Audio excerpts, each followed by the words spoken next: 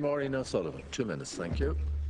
Thank you. I just want to begin with the point that I made earlier before Christmas when we were debating this topic, which is that water is a right. And as Ireland supports this right to water, to clean, accessible water for people in the developing world, we're taking a completely different attitude with it here. And we see water as a commodity and something to make profit from. And the bill that we galloped through before Christmas certainly is all about profit rather than about a real service for people.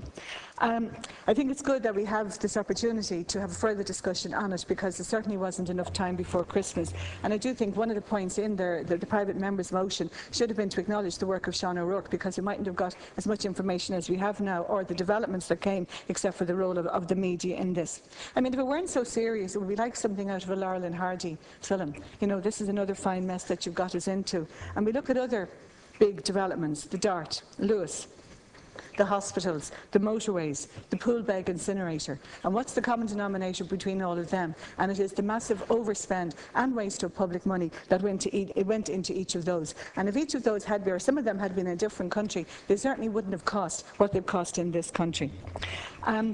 We see the overspend to date, and it seems to be that we have organised, or Irish Water have organised, the bonuses for people working in Irish Water before any of the service that Irish Water is supposed to be about has been put into place.